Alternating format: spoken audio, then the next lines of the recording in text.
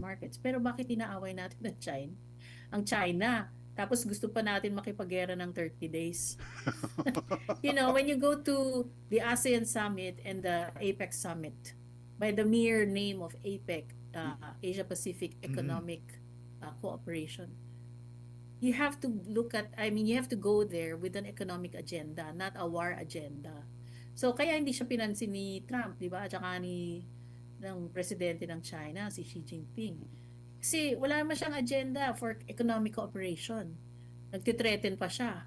Nagtitreten pa yung ating yung chief ng ating armed forces.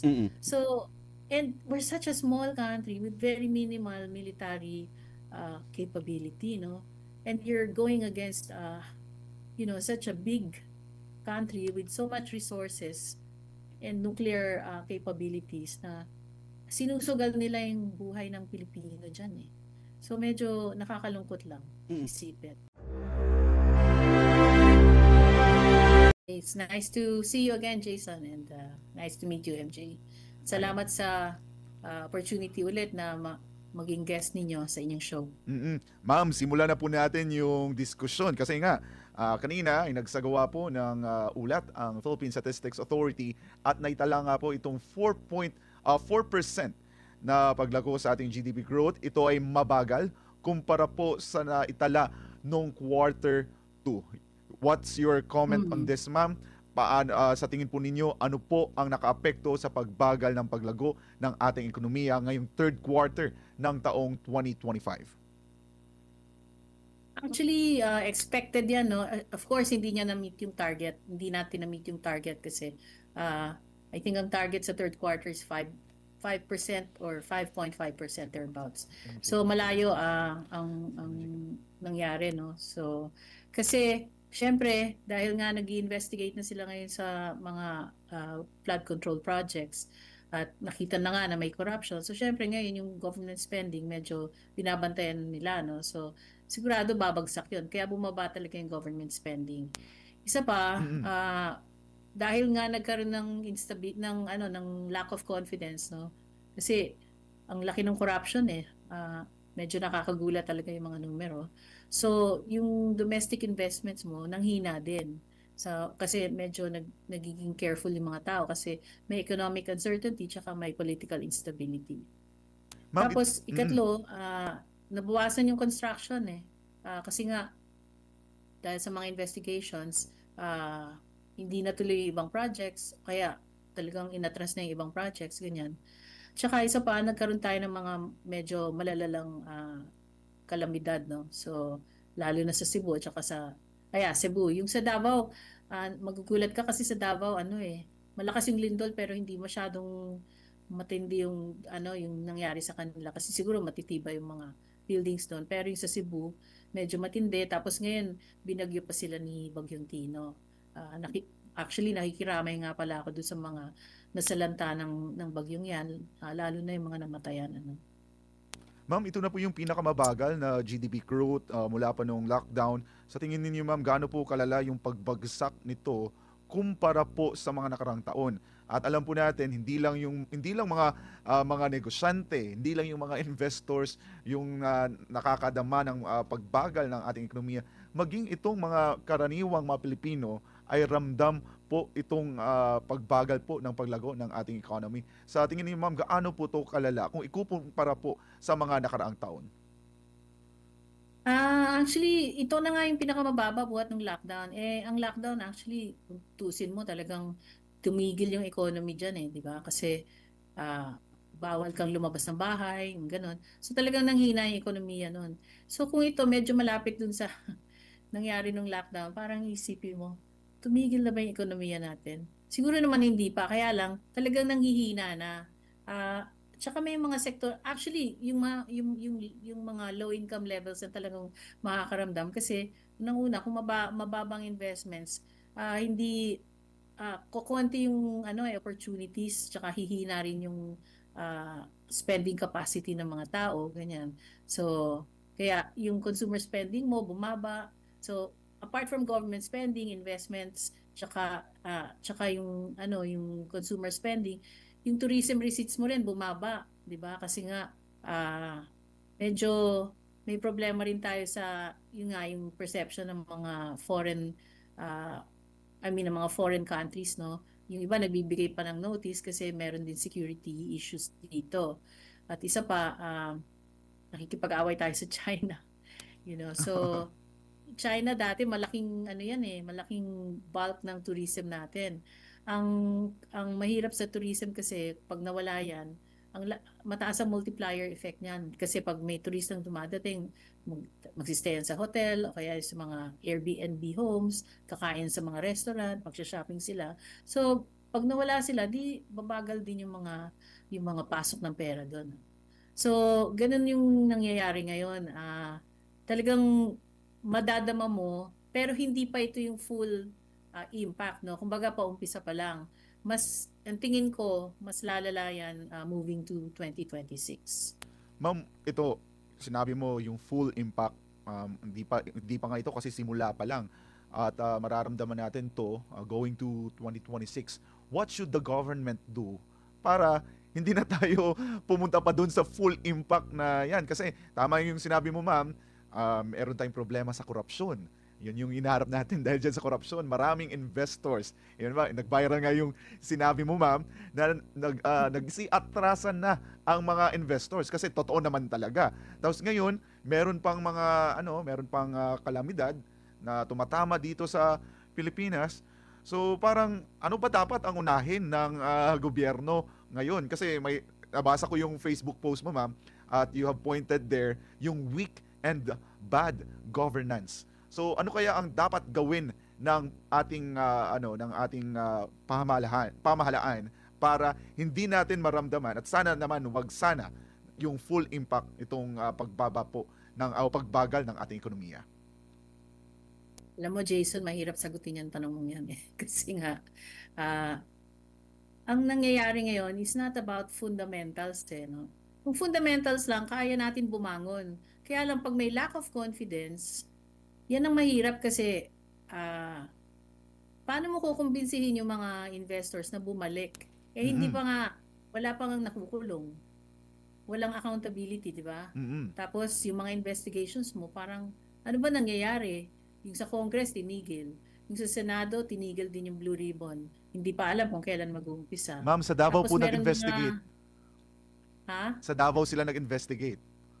Ayun nga, yung ano, hindi, ICI yan. Oh, yung Yung sa ICI. ICI. Oo, yung ICI, imbis na sa Cebu pumunta, dahil yun Oo. ang nasalanta ng bagyo tsaka baha, sa Davao sila pumunta. So talagang parang ano ba to, lokohan ba to, ganyan. Hindi mo alam kung anong pakay nila dyan sa mga investigations na yan. Tapos nung lumabas si Gutesa sa Blue Ribbon, biglang tinigil.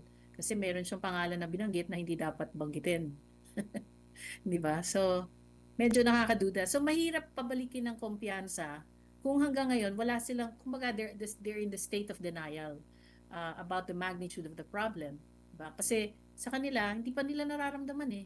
They live in these posh villages, they have a lot of cars, they have all these branded items na, they enjoy a luxurious life. So sa kanila, wala lang. Hindi nila mararamdaman yung hirap. Ang nakakaramdam tayo yung mga talagang nasa yung mga nasa lower income levels kasi yun nga lalo na yung mga flood prone areas, yung mga nawalan ng bahay dahil sa baha, hindi lang sa Cebu, sa Bulacan, sa Metro Manila, di ba? Pag umulan dito, ang bilis mag flash flood. Meron nga akong pinsan dito lang malapit sa bahay namin, pag umuulan, hindi na siya mapalagay kasi natotraumatize siya dahil baka anytime pwedeng magbaha, yung ganyan. So, pati yung stress level mataas. So, hindi ko talaga alam kung paano sasagutin yung tanong mo kasi hindi ko alam kung paano nila i-restore ang confidence. Yes, ma'am. Ma'am, dito naman po sa exports, kasi sa third quarter po, bumilis yung paglago ng ating mga exports. Pero sa tingin mo ninyo, ma'am, masustain po nito yung momentum po, given na merong yung ano natin, yung tariff na pinataw sa atin ng Amerika, nasa 19% kumpara dun sa mga neighboring countries natin sa Southeast Asia. Yeah, medyo it will be challenging again moving forward kasi nga yung tariffs natin nasa 19%, tumaas from 17 to 19. Tapos sabi nila tinanggihan daw ni BBM or ng presidente yung zero tariff. So ngayon, ang Malaysia, Cambodia at saka Thailand ba yan?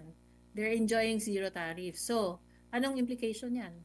Yung mga gusto mag-export sa US, dun sila pupunta sa mga countries na yun. Kung gusto nila mag-invest, kunwari mag-set up sila ng, kunwari itong mga Chinese companies, no? They want to be able to sell to the US zero tariffs. Maglalagay sila ng factory ngayon dun sa mga countries na yan para pagka gusto nila magbenta sa US, di zero tariff. Imbes na pumunta dito, hindi na sila pupunta.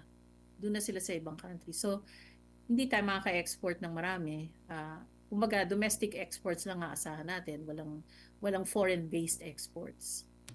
Ma'am Cora, Kaya mahirap ma-sustain yung mataas na growth sa exports. okay, Ma'am Cora, good evening po. Si Paul po ito. Hi, Paul. Hi po. Ma'am, yung gaano siya naka-importante kung nakuha natin kung hindi natin tinanggihan yung zero tariff na yan for exports? Siyempre, for our domestic exporters, malaking malaking bawas or mas magiging competitive sila kasi pag may 19% tariff ka, so syempre, ibig sabihin, mas mataas yung presyo mo. Pare, if I'm selling, anong tawag dito, basket, no? Isang basket na gawa dito, compare mo sa isang basket na gawa sa Thailand na zero tariff or sa Malaysia na zero tariff, talo na tayo kasi may 19% tariff. So, kumbaga, mas mataas ang presyo natin pag nagbenta tayo sa US by 19%. Malaking bagay yun, So, syempre, bibili ng market sa US, yung mas mura. So, malaking bagay yung tinanggihan natin yung zero tariffs na yan. Kung totoo nga na tinanggihan natin or talagang hindi tayo binigyan ng zero tariff. Pero ano yung nakikita ho ninyo? Tinanggihan ba talaga o wala tayo doon sa qualification para makakuha tayo ng zero tariff? It's because, halimbawa ako, ina-assume na natin, it's because of the corruption issue, may mga problema tayo sa governance, leadership, parang ganon. Would it be possible, Ma'am Cora? Actually, ganito yan okay? We will never know kung talagang inalok yan sa atin ng US. Only the US will be able to tell us, di ba? Ngayon, let's assume na inalok nga. Bakit nila tinanggihan? It doesn't make sense, di ba? Kasi it will make us much less competitive. Ngayon, sabi nila, we want to protect agriculture and paano mo ipoprotect? Zero tariff na nga ang US dito di ba? So pag nagbenta sila dito, walang tariff. Kumbaga, sagad na yun. So parang welcome anyone to come here. Ang US is so welcome to come here and compete with our domestic market. So what are you saying na pinoprotektahan mo yung domestic market? Zero na nga yung tariff ng US dito sa Pilipinas. Pero sa kabaligtaran, may 19%. So parang ang hirap i-reconcile na kung totoo man na inalok yan ng US, bakit mo tatanggihan? Tapos the fact na nasa yung status natin, third world pa tayo. Tapos medyo recovering pa ang economy natin. Tapos medyo hirap pa tayo sa competition as far as economy is concerned, our products and services, dahil kung yung mga domestic products natin ay ilalako lang natin within our domestic region, our area, natural na yon kasi sarili nating produkto at serbisyo yon. Pero ang dapat sana makakatulong sa hanap buhay ng mga Pilipino, yung exports, di ba ma'am? Oo. Actually, hindi lang naman US ang dapat nating intindihan kasi napakalawak ng mundo, di ba? So, dapat maging competitive tayo to sell to other countries. Ano bang malalaking markets? US is one, China is another. China is one of the biggest markets. Pero bakit inaaway natin ng China? Ang China, tapos gusto pa natin makipaggera ng 30 days. When you go to the ASEAN Summit and the APEC Summit, by the mere name of APEC, Asia Pacific Economic Cooperation, you have to you have to go there with an economic agenda, not a war agenda. So kaya hindi siya pinansin ni Trump, di ba? At saka ng presidente ng China, si Xi Jinping. Kasi wala naman siyang agenda for economic cooperation. Nagtitreten pa siya. Nagtitreten pa yung ating yung chief ng ating armed forces. Mm-mm. So, and we're such a small country with very minimal military capability, no? And you're going against such a big country with so much resources and nuclear capabilities na sinusugal nila yung buhay ng Pilipino dyan eh. So medyo nakakalungkot lang isipin. Ma'am Cora, last, how do you describe a president attending at a special economic forum na mang-aaway ng kapwa ASEAN member? I think he's detached from reality for one, no? Kasi nga we're not in that mode anymore. Maski si Trump is now looking for peace, di ba? He's been working towards peace kasi marami siyang namana na gera from Biden. So he's working very hard to try and reconcile these warring countries, no? Medyo mahirap lang ayusin yung sa Israel, sa Gaza, tsaka yung sa Ukraine at sa Russia. But some of the other conflicts are being resolved. And here we are looking for conflict with China of all places. It's really it's a head scratcher, very big head scratcher na China pang challenge natin. So in terms of leadership, dapat may vision ka, economic vision, di ba? So pupunta ka dun sa APEC, dapat meron kang target, ano bang gusto mong makuha from China? In exchange, ano lang pwede nating ibigay sa China in terms of trade.